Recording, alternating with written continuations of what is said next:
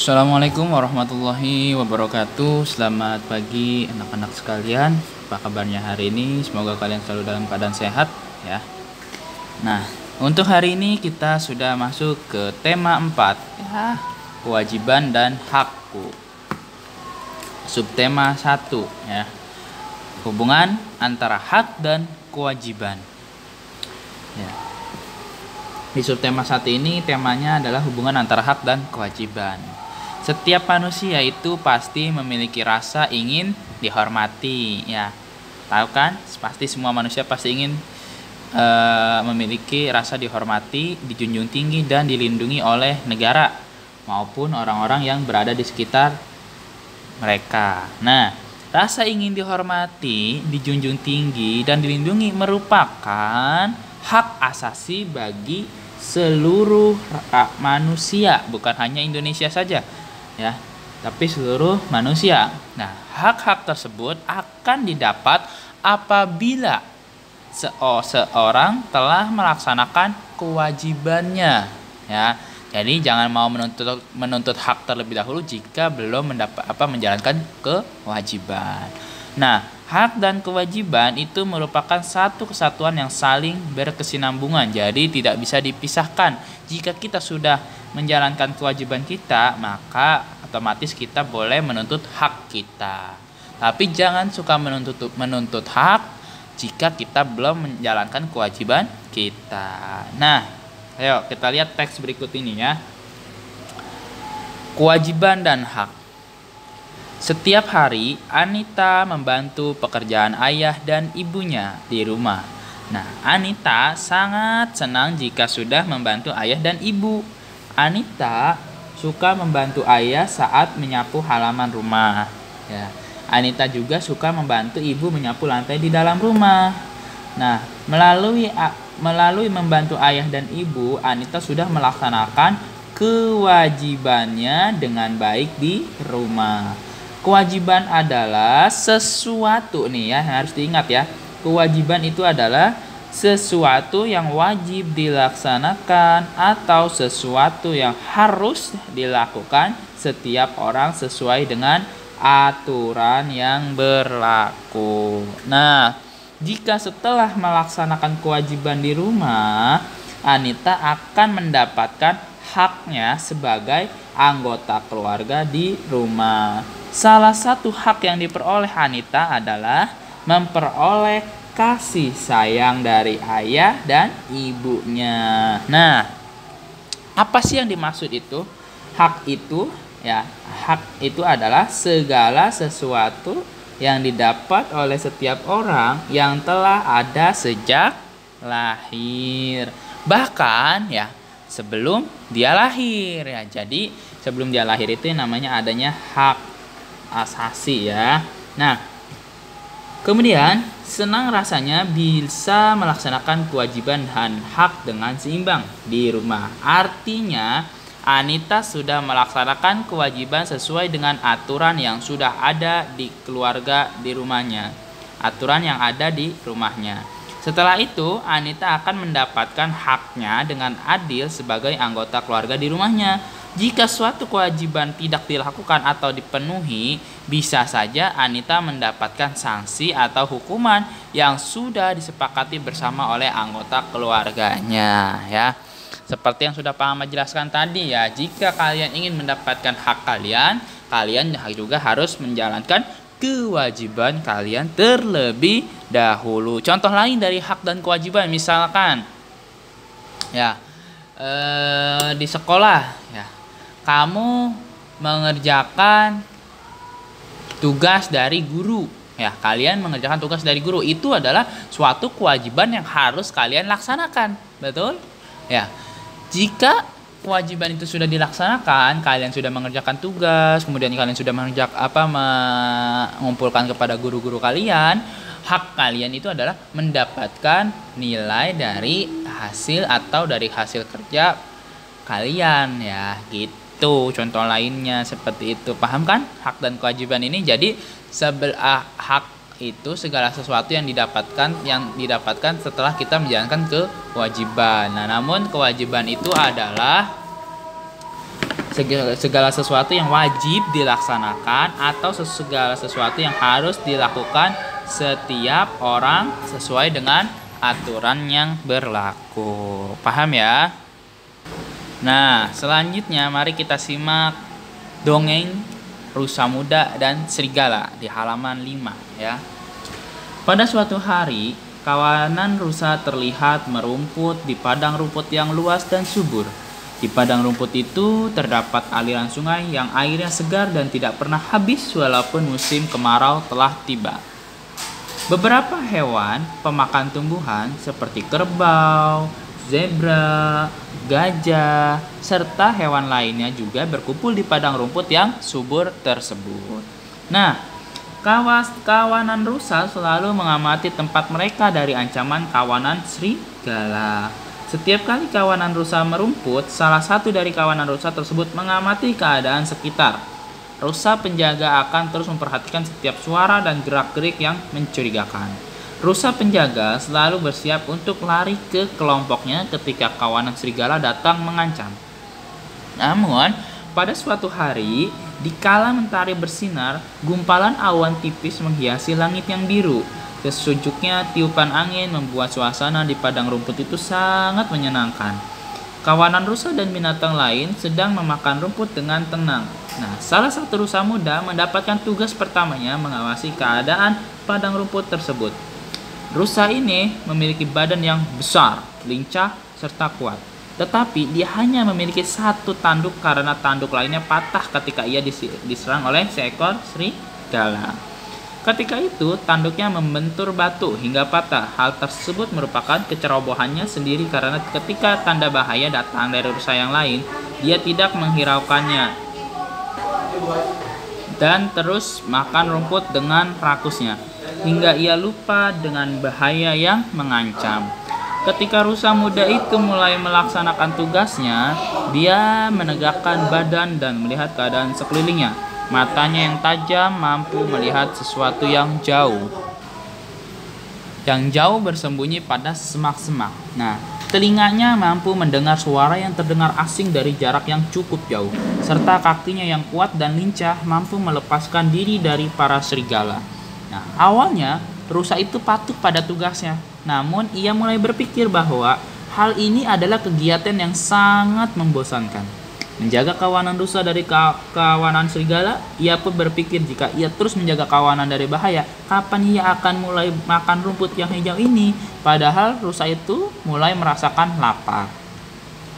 Nah, rusa muda itu berpikir untuk segera menyantap rumput hijau yang sangat menggiurkan. Namun, ia memiliki tugas yang tidak bisa ditinggalkan. Akhirnya, rasa lapar membuatnya lupa akan tugasnya. Rusa muda segera meninggalkan tugasnya dan makan dengan rakus. Rusa muda tidak henti-hentinya memakan rumput. Rasa lapar membuatnya lupa diri dengan tugasnya yang sangat penting. Nah, setelah beberapa saat, rusa muda meninggalkan tugasnya. Terdengar suara gemuruh para kawanan rusa dan binatang lainnya berlarian dengan sangat kencang. Mereka mengeluarkan suara-suara peringatan bahwa kawanan serigala menyerang. Saat itu pula rusa muda yang sedang menikmati rumput hijau kaget dan merasa ketakutan. Matanya melihat ke sana kemari untuk melihat dari mana datangnya kawanan serigala itu. Namun dia terlambat menyadari ternyata kawanan serigala itu tepat berada di belakangnya dan bersiap untuk segera menerkam dirinya. Segera rusa muda itu meloncat dan berlari untuk meloloskan diri dari kawanan serigala. Namun kawanan serigala telah mengepungnya hingga rusa muda itu tidak mampu lagi meloloskan diri dari kawanan serigala tersebut. Nah, rusa muda sangat menyesal dengan perbuatannya meninggalkan tugas mengawasi keadaan padang rumput, hingga akhirnya ia mendapatkan akibat yang begitu buruk. Saat itu, rusa muda berpikir bahwa jika ia mendapatkan tugas apapun, akan ia lakukan dengan sepenuh hati dan selalu patuh pada tugas tersebut. Tetapi, kesalahan tidak dapat diperbaiki karena saat itu pula para serigala telah menerkamnya. Nah, dari cerita ini, dari dongeng ini, apa simpulan yang dapat kita tarik?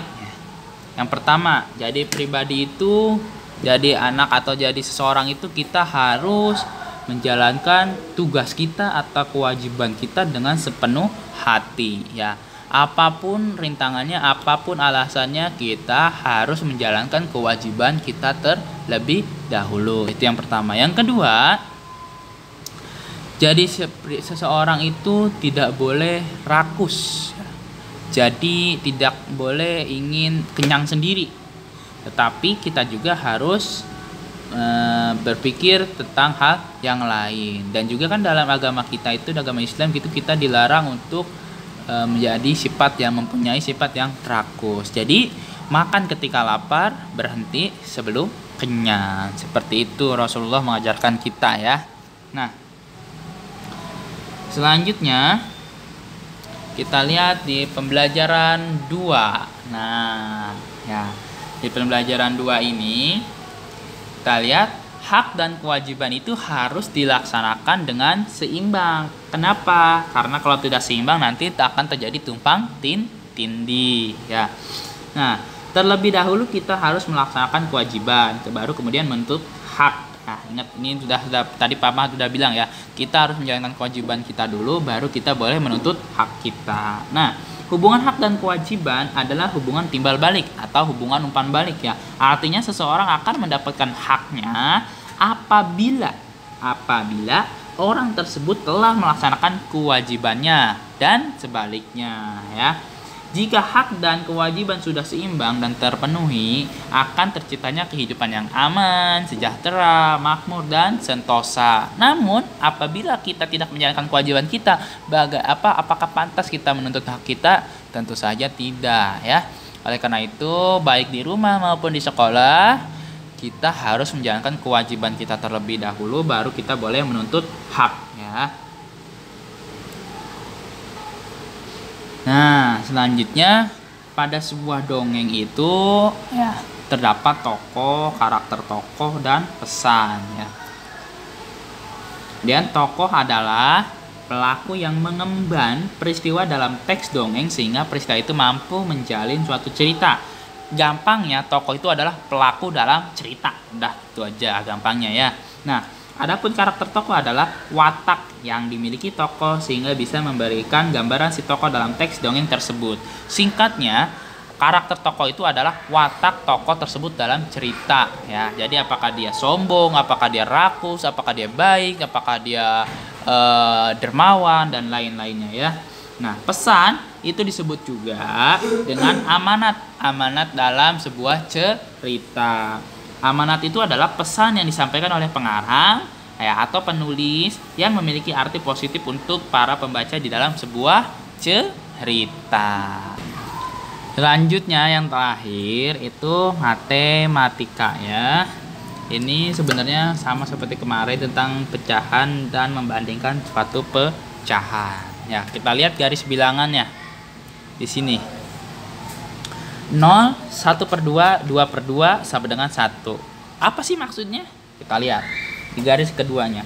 0, 1/3, 2/3, 3/3 sama dengan 1. Ya. Kita lihat di sini. Jika 1/3 dengan 1/2 ya, lebih besar mana? 1/3 apa 1/2? Ingat, semakin ke kanan maka semakin besar, semakin ke kiri maka semakin kecil. Nah, posisinya lihat 1/3 dengan 1/2. Kanannya di mana? Kanannya 1/2, maka lebih besar 1/2 daripada 1/3. Kemudian 2/3 dengan 1/2 itu lebih besar mana? Lebih besar 2/3 dibanding 1/2 ya. Seperti itu cara baca garis bilangannya. Nah, kemudian ya. Nah, kemudian ini satu ini seperti apa? Nah, jika 2/2 ini 3/3 ini sama dengan 1 ya. Jadi garis bilangan ini tuh sama gitu jajarannya. Nah, kalau misalkan 1/2 dengan 2/4, apakah lebih besar 1/2 atau 2/4? Kita lihat garis bilangannya ya. Maka 1/2 dengan 2/4 ini garis bilangannya sama ya. Maka itu perbandingannya adalah sama dengan ya. Oke.